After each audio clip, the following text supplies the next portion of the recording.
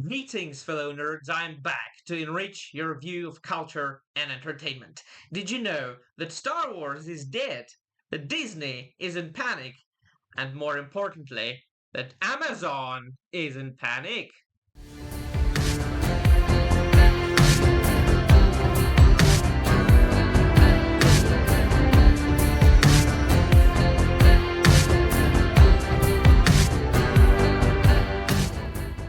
Wes Hall, everybody, and welcome to yet another video. No, my dear friends, I'm not that kind of a YouTuber, and you know that. I'm not here to spew the same talking points over and over again in each and every single video, repeat what the audiences want to hear, so I gather more clicks and likes and retweets and things like that. I am here to talk about things that I genuinely want to talk about, from time to time to criticize things, but also to recommend things. And instead of crying and complaining for 8 minutes or so, I shall like to recommend one of my favorite movies of all time, and definitely my favorite fantasy film of all time.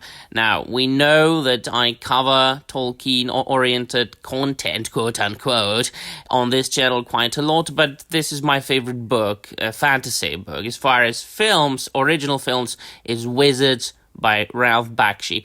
I have talked about this film on my channel multiple times, but it's really never enough to talk about Ralph Bakshi's Wizards. That film is so good. It's that good, and I believe that most of the people that are watching my videos have already seen it. However, if I can talk about something that makes me feel good, I will do it.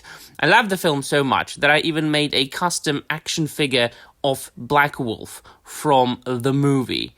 Now, this is dedication, I would say. So, what it is about, really?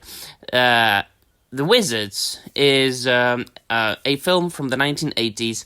It is an animated film made by Ralph Bakshi, the revolutionary animator and cartoonist in the industry.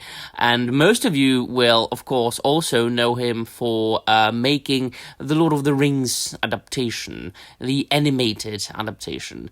But The Wizards is even better than that, precisely because it is his own creation. It is an original thing.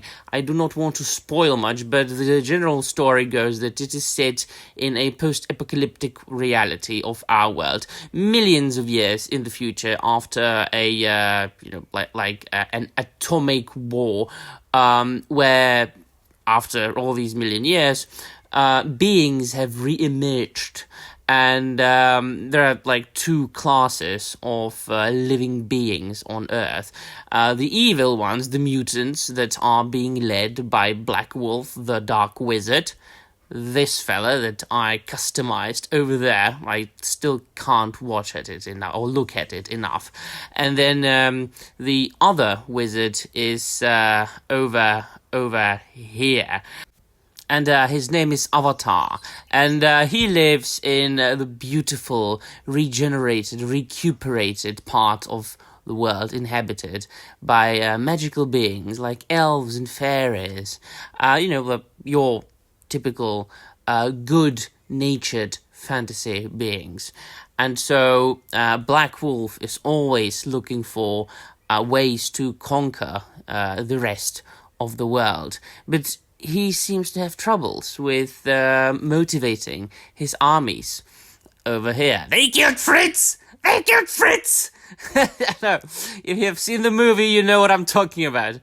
And so he goes and does his research and sends, his minions all over the world to search for something that will help motivate his minions and his army. And he finds old recordings and propaganda material, but also old weapons and, artillery of the Third Reich. And so not only is this film a beautiful escapist fantasy animation, but also it is a criticism of well, human beings, humanity in general. Sorry, I'm stepping on my tongue today a little bit. And so not only as far as history goes, but I would say that as far as, the